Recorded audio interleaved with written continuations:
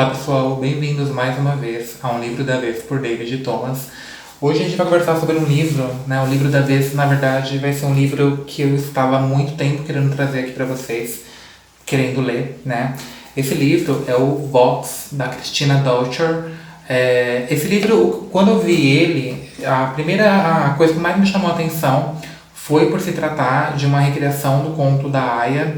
E como eu assisti a série O Conto da Aya, eu ainda não assisti o livro, mas a pegada distópica foi uma coisa que me chamou muita atenção. E eu vi que essa aqui era uma recriação mais voltado para o nosso tempo, né? Como de fato foi a leitura, foi uma coisa que me chamou bastante atenção. Eu vou deixar aqui embaixo na descrição do vídeo o link para você adquirir esse livro lá na Amazon. Lembrando, como sempre, que você adquirindo esse livro na Amazon, você ajuda o canal a se manter aqui na plataforma e ainda ganha uma porcentagem de desconto. Vox foi publicado em 2018 pela editora Arqueiro. Em Vox nós vamos ter aqui uma distopia, né? Para quem não entende ao certo o que é uma distopia, vamos imaginar um mundo tal como nós o conhecemos, mas muito pior, né? Vamos pensar assim, com todos os abusos, vamos pensar que eles tivessem o campo aberto para fazerem o que quiserem, né? Agirem como bem entenderem. De uma maneira bem básica, o gênero distópico ele gira em torno de uma sociedade nesse tipo. E aqui nós vamos ter uma sociedade distópica e o público que vai ser atacado, especialmente serão as mulheres, né? Nós vamos ter também aqui os gays, mas os gays, enfim, né, os transgêneros, etc. Mas especialmente o gênero feminino, as mulheres, serão aqui as vítimas desse sistema, desse regime ditatorial. Todo o enredo vai ser narrado pela protagonista da história, que é a doutora Jean McClellan, e ela mora com o marido, né, que é o Patrick, sua filha Sônia, o filho mais velho, que é o Steven, e também mais 2 filhos gêmeos. Então, na verdade, ela e a outra filha, ela e a filha, que são as mulheres da casa, os demais são todos homens. Nessa sociedade, de um minuto para o outro, as mulheres deixaram de ter direitos, né? Só que aqui, vamos começar do pior, né, para o menor. Aqui, o direito fundamental de qualquer ser humano é retirado das mulheres, que é o direito à fala. As mulheres aqui, desde pequena, elas recebem no pulso, na verdade, um contador de palavras. E esse contador de palavras, elas têm um limite diário de 100 palavras por dia. Caso elas comecem a ultrapassar, né, esse limite, elas começam a levar choques. E é até interessante porque aqui na orelha do livro a gente já tem, né, as palavras, acho que a câmera não vai mostrar muito bem, mas já tem as palavras contadinhas aqui, né, e terminando no 100. No entanto, não é somente o direito à linguagem que as mulheres elas perdem aqui. Elas vão perder outros direitos também. Todo o enredo vai se passar num Estados Unidos futurístico, teocrático, machista. Então, assim, o principal elemento que elas vão perder aqui serão as palavras, né? Elas vão poder falar a voz, na verdade, que elas irão perder. Obviamente, também elas não podem trabalhar, elas não podem estudar. Aliás, elas podem estudar, mas elas têm disciplinas específicas. Inclusive, até anotei aqui, olha só as disciplinas que elas têm nessa sociedade. Elas estudam economia doméstica, é uma das disciplinas educacionais, e contabilidade simples para o lar. Elas também não podem tirar mais passaporte, elas não podem ter e-mail, elas não podem mais ter conta bancária. Inclusive, esse lance da internet que é muito interessante, porque tem um momento aqui que a protagonista, né, a Jean McClellan, ela vai tentar tirar o passaporte e quando ela entra no site, o site já pergunta, né, se ela é do gênero feminino ou masculino. Quando ela responde que ela é do gênero feminino, ela é automaticamente banida. Como é uma distopia que se passa também, né, num tempo mais moderno, tipo nós, no dia atual, elas perdem as suas contas, né, nas redes sociais como Facebook, Twitter, e os homens também são afetados de uma forma muito pequena, mas eles deixam de ter disciplinas na escola como história e passam a ter estudos religiosos, tanto que a disciplina de estudos religiosos é uma das principais, assim, que os homens passam a ter desde meninos, desde pequenos. Elas também não podem mais ter acesso a livros. Logo quando começou o regime totalitário, as autoridades foram em cada uma das casas confiscar os livros, né? Eles deram a oportunidade dos maridos esconderem esses livros, ou bani-los. As mulheres não podem ler. O drama aqui é tanto, gente, que as mulheres não podem nem abrir, nem pegar a correspondência na porta de suas casas. Elas estão na porta de casa e o carteiro passa, né, entregando as correspondências, eles estão proibidos, na verdade, de entregar as correspondências para as mulheres, até mesmo porque, assim como todo livro distópico, nós temos um olho, né? Em 1984, nós temos os olhos que ficam, acho que dentro das casas, tipo uma televisão. Fahrenheit 451 também nós temos aquela auto-observação social. E aqui, além de nós termos assim, aquela coisa de todo mundo estar se observando, né, para denunciar o outro, tem câmeras espalhadas em todos os lugares da cidade. E essas câmeras elas existem para captar não somente desvios de conduta, mas também algum tipo de mímica, algum tipo de comunicação não verbal que as mulheres possam estar tentando estabelecer. Somente um livro, como se trata de uma sociedade teocrática, somente um livro é permitido aqui para as mulheres lerem e para os homens, né? Que é a Bíblia. Inclusive, as Bíblias aqui não são como a gente conhece, né? Elas são divididas em gênero. Tem as Bíblias rosas para as mulheres e as Bíblias azuis para os homens. Isso te lembra alguma coisa atual? Esse regime ditatorial teocrático, enfim, está se passando nos Estados Unidos, né? É o que a gente sabe, na Europa não está ocorrendo. Algumas mulheres conseguiram fugir antes dele começar, as que não conseguiram ficaram presas porque já não puderam viajar. As fronteiras foram fechadas dos Estados Unidos para que nenhuma mulher pudesse mais sair do país. A protagonista da história, ela é uma neurocientista muito renomada em sua área. A sua especialização é uma das únicas assim que existe no mundo. E uma situação X vai acontecer com o irmão do presidente. E somente essa protagonista, né, que é a doutora Jean McClellan, ela vai poder auxiliar. Ela vai poder prestar um auxílio, uma visão científica da coisa. O que vai acontecer aqui? Ela vai aceitar, né? Eles vão propor ali inúmeros benefícios para ela. Inclusive ela vai poder voltar a dirigir, coisa que ela não podia. Ela vai poder voltar a trabalhar. E ela exige, né, das autoridades que o contador de palavras dela e da filha dela sejam retiradas. E eles são retirados temporariamente, somente o dela e da filha. E ela também exige que a filha seja educada em casa, não seja mais educada na escola, né, para não ter tanto... Tem um momento que ela percebe o quanto que a filha já está vivendo essa sociedade com uma visão normal. E isso a preocupa, isso a assusta. Então ela acaba pedindo que seja retirado e, enfim, né? E muita situação vai acontecer aqui com as outras mulheres. Ela vai, na verdade, reivindicar o seu direito, né, a sua voz e a voz da filha e a voz de todas as outras mulheres. A doutora Jean McClellan, ela tinha, na verdade, uma amiga de graduação feminista, e inclusive essa amiga feminista acaba se tornando um dos principais nomes da oposição a esse regime aqui no livro, e ela é uma das primeiras a ser levada para um campus de concentração, até porque ela era lésbica, né? Então as pessoas gays nessa sociedade, elas de fato, imediatamente eram mandadas para campos de concentração. E essa amiga feminista vivia alertando na época da faculdade para a doutora, na época, né, amiga de graduação, parar de pensar na própria vida e pensar de uma forma mais coletiva, né? Tipo, olha, tá acontecendo uma passeata X, vamos lá, né? Vamos lutar por nossos direitos e tal. E aí tem um momento aqui, que fica na página 43, que a protagonista vai dizer assim: ainda temos TV a cabo, mais de uma centena de opções de canais em esporte, jardinagem, culinária, decoração, desenhos animados infantis, alguns filmes. Todos os filmes são de censura livre, nada de terror, um pouquinho de comédia leve, aqueles épicos de 4 horas sobre Moisés e Jesus. E há os outros canais, mas todos são protegidos por senha, podendo ser assistidos apenas pelo chefe do lar e pelos homens com mais de 18 anos. Ninguém precisa de imaginação para adivinhar que tipo de programa passa nesses canais. Então, assim, a gente percebe aqui, em vários outros trechos também, o quanto, inclusive é isso que a amiga alerta ela no início, antes do regime se estabelecer, o quanto é lento o processo de instalação de um regime como esse.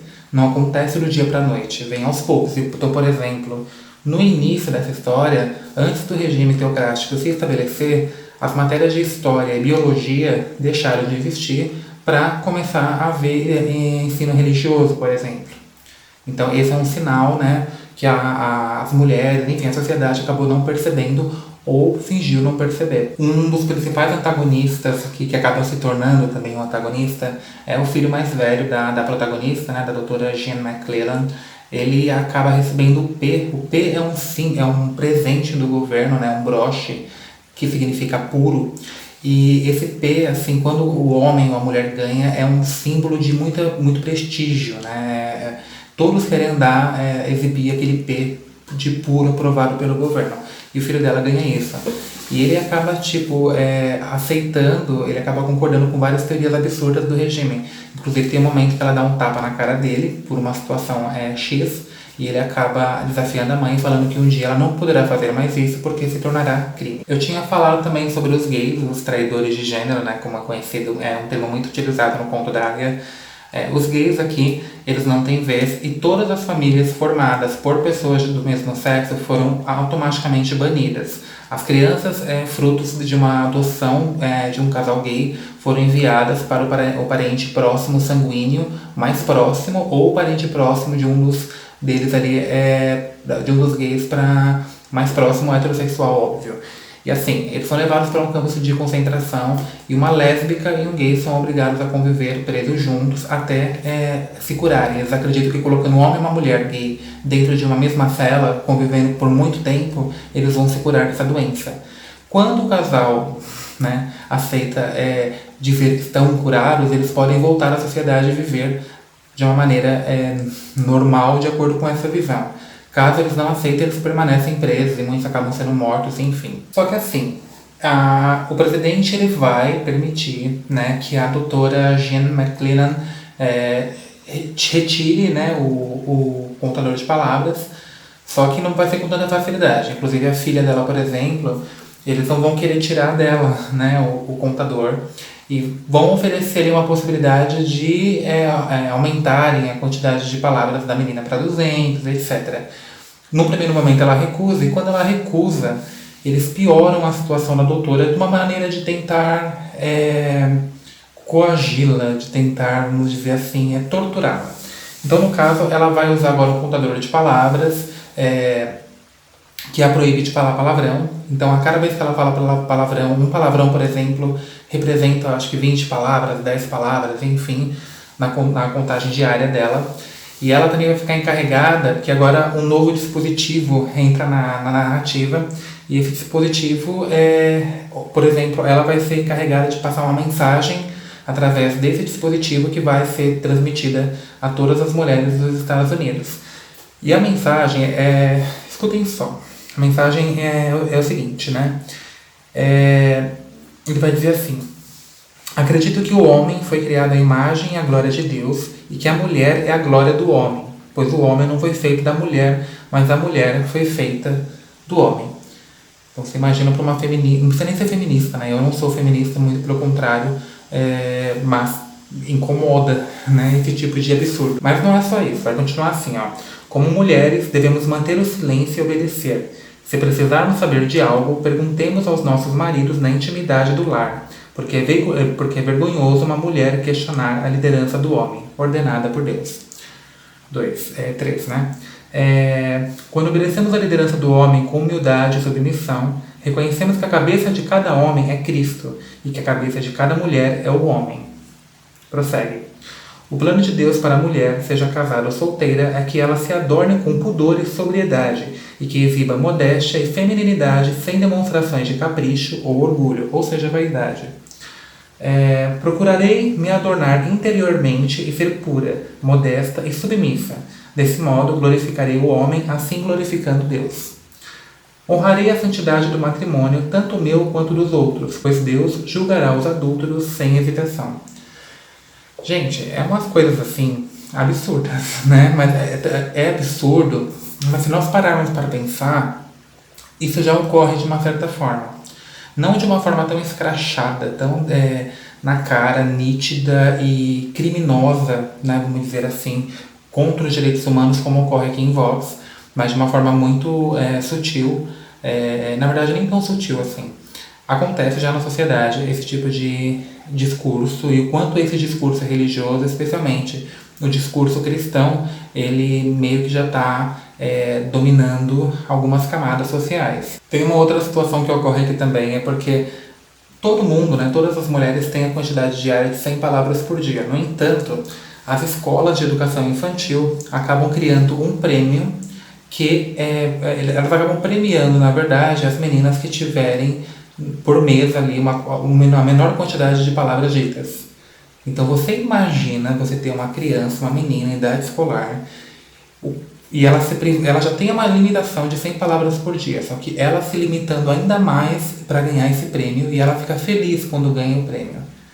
Gente, é uma coisa assim inimaginável. Bem, as mulheres adúlteras, né? E vamos pensar que a adúltera aqui não é somente a mulher que traiu o marido, mas sim a mulher que, por exemplo, vinha de um casamento, de um segundo casamento. Então, a partir do primeiro casamento, não era reconhecido como um casamento legal e sim um casamento adúltero. Então, qualquer pessoa que se casou, se separou e se casou de novo, automaticamente é uma pessoa adúltera. Então, ela tinha que ou se casar ou virar uma prostituta. E lembrando que aqui, o único lugar onde era permitida a camisinha eram nos bordéis. Outro momento aqui que me chamou muita atenção é quando o filho, né, da protagonista, o Steve, ele acaba se envolvendo com a filha da vizinha e ela, por iniciativa própria, acaba beijando, e isso é crime. Né? Isso é não para o homem, mas a mulher ter uma iniciativa sexual, enfim, seduzir o homem de alguma maneira, isso é crime nessa sociedade. E é uma coisa tão absurda, porque quando a mulher ela é pega fazendo algum tipo de infração que envolva conteúdo sexual, ela é presa, né? E ela é apresentada, aparece cena dela sendo humilhada publicamente na televisão. Então, por exemplo, você está assistindo uma novela, porque nessa sociedade não pode, mas você está assistindo um programa de culinária, por exemplo, como Mais Você. Então, enquanto ali a Ana Maria Braga está falando, né, a apresentadora está falando, aparece a cena dessa mulher que cometeu esse adultério sendo humilhada como um exemplo a não ser seguido. E essa moça acaba sendo presa e é muito triste. E é tão triste que a mãe dela, que era uma das maiores defensoras do regime, né, ela acaba não suportando e ela grava um pedido de perdão para a filha. E esse pedido acaba sendo repetido várias vezes e ela se suicida, né, porque o aparelho não vai reconhecer que o som não está vindo do corpo dela, mas sim de um gravador. Então o aparelho acaba explodindo, né, acaba pegando até fogo, enfim. É uma das cenas assim mais chocantes no meu ponto de vista. Então vamos lá para os meus pontos de vista. Bem, gente, primeiramente eu não sou um homem feminista ou feminista, tá? Eu sou totalmente contra essa ideologia. Quem me conhece sabe que é um dos movimentos que eu mais assim... Eu prefiro não dar um adjetivo, mas enfim. Tanto que eu conversei com alguns colegas que eu tenho contato, né, booktubers que conhecem essa obra. E muitos disseram, isso pode acontecer, né? Eu, sinceramente, não é por ser gay e ser antifeminista, mas eu acho que sim, esse tipo de sociedade, né, de regime totalitário, pode sim acontecer com os gays. Mas não é possível isso acontecer com as mulheres, até mesmo porque é lógico que assim, a mulher ela é inferiorizada. O fato de ser antifeminista não significa que eu nego a realidade. Existe machismo, mas o feminismo ele é tão nocivo quanto, né? Uma hora eu vou conversar com vocês melhor a respeito das minhas visões sobre o feminismo num outro livro específico, mas enfim, eu acredito sim que um regime desse pode acontecer com outros grupos sociais como o meu, né? Mas eu acredito que com as mulheres não, tá?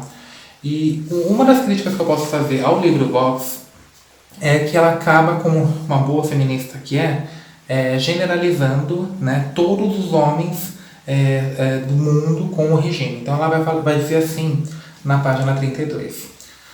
Odeio que os homens da minha família digam a Sônia como ela é bonita. Odeio que eles a tranquilizem quando ela cai da bicicleta.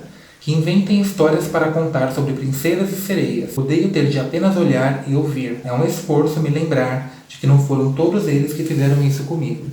Então ela acaba generalizando todos os homens. Em relação a essa questão estética do livro, dar uma informação aqui. Eu não sei se é porque ele é muito branco, né? Mas enfim, esse livro ele suja muito, tá?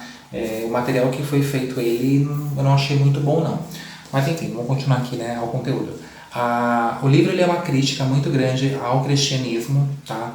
Então, assim, com certeza, se realmente estivéssemos num regime tal como escrito aqui, esse aqui seria, até mesmo um regime um pouco menor, vamos dizer assim, esse livro com certeza seria banido, né? Seria censurado, sem a mínima dúvida. Assim como o Conto da Aia também e muitos outros. Como uma boa feminista, né, a doutora Jean McLean, ela vai discordar que existam diferenças biológicas entre homens e mulheres, tá? Para quem não sabe, essa é uma das principais críticas do movimento feminista. Elas querem nos fazer entender o mundo como igual, né? Então para elas não existem diferenças biológicas entre homens e mulheres, que é uma baita de uma utopia, porque nós sabemos que até mesmo eu com outro homem, nós temos diferenças biológicas e etc. E existem sim diferenças biológicas e naturais que nos caracterizam, tá? Mesmo sendo um homem gay, eu consigo entender isso, né? Então, não me conformo, por exemplo, como uma mulher heterossexual cisgênero não consegue compreender um fato tão simples. A protagonista, ela fala muito palavrão aqui, chega a ser muito... eu não gosto, tá? Eu não acho legal. Falar um pouquinho, tá ok, mas assim, o tempo todo. E além de ser um pouco, vamos dizer que ofensivo, contrasta um pouco também com o nível acadêmico dela. Ela é uma doutora, né? Ela tem doutorado. E falando palavrão o tempo todo, eu achei um pouco contraditório. Tem muita metalinguagem aqui também, então nós vamos nos deparar, por exemplo, muitos momentos com obras como Frankenstein, de Mary Shelley, que inclusive eu já tô lendo, né, pela terceira vez vai sair aqui no canal.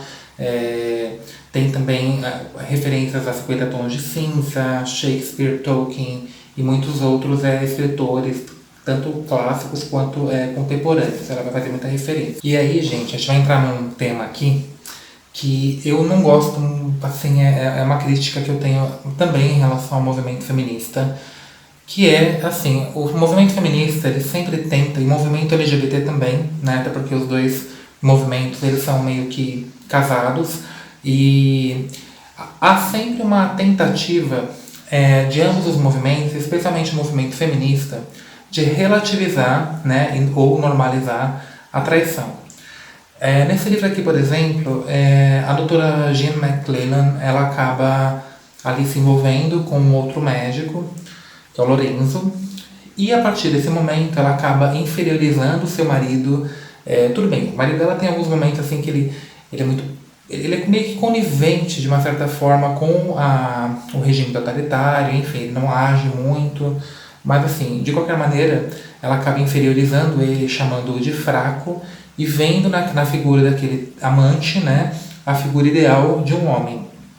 E é muito interessante, eu acho curioso também, porque assim, elas por um lado tentam criar essa ideia, né, de que não há diferenças biológicas, enfim, entre os sexos. No entanto, quando ela, por exemplo, acaba pensando nesse amante dela, ela acaba se interessando por ele, enfim, exatamente pela imagem masculina que ele passa.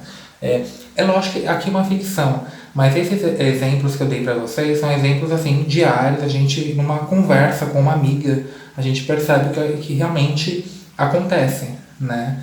Especialmente nessas questões de traição, e o quanto a traição tenta todo momento, né, ser relativizada e normalizada pelo movimento feminista e também pela comunidade LGBT. Na verdade, gente, assim, esse livro ele fala de um tema que há muito tempo eu venho falando com vocês aqui no canal, em outras resenhas que eu acabei trazendo, sobre a respeito do perigo que é dar muito poder às religiões, né? Isso eu já comentei aqui em outras resenhas, enfim. Geralmente, todos os momentos históricos que nós tivemos abusos foram momentos que determinadas religiões, no caso, na maioria das vezes, o cristianismo, tiveram muito poder, né? E também o quanto que esses regimes eles acabam, eles distorcem a realidade de uma maneira difícil de compreender. Tem uma passagem aqui na página 102 que ela vai dizer assim, olha só. Talvez tenha sido isso que aconteceu na Alemanha com os nazistas, na Bósnia com os sérvios, em Aruanda com os hutus. Às vezes eu refletia sobre isso, sobre como crianças podem se transformar em monstros, como aprendem que matar é certo e a opressão é justa, como em uma única geração o mundo pode mudar tanto até ficar irreconhecível. Isso é uma baita de uma realidade. E um detalhe que eu esqueci de falar com vocês, né? A protagonista da história, ela faz aniversário do mesmo dia que eu, no dia 31 de maio. Ela deixa bem claro aqui no livro. E eu achei bem legal, porque eu nunca até hoje tinha conhecido o personagem literário que fizesse aniversário no mesmo dia que o meu. Bem, gente, é um livro que eu gostei. Tem esses pontos, né, em relação ao movimento feminista, enfim, ao que eu não gosto, né, eu acho que eu tenho críticas, na verdade, a se fazer, ou não é nem que eu não gosto, mas eu acho que são coisas que nós temos que pensar, precisamos refletir, né, o quanto que esse movimento e outros também são realmente válidos e o quanto eles lutam realmente por uma sociedade justa. Eu acho legal a gente pensar sobre isso. No entanto, o livro ele é muito bom, é aquele livro que você vai ler assim, rapidamente, tá? Você não demora muito, até porque ele aguça a sua curiosidade. Eu acredito que esse livro aqui ele vai se tornar um clássico daqui a alguns anos, tá? Assim como o Conto da Aia, apesar de ser uma obra derivada dela. E enfim, tá? Eu espero que vocês tenham gostado do vídeo. Como eu falei, deixo aqui embaixo na descrição o link para vocês queiram, caso vocês queiram adquirir o livro, né? Através da Amazon, aí vocês me ajudam. E é isso, tá bom? Até o próximo vídeo e tchau, tchau.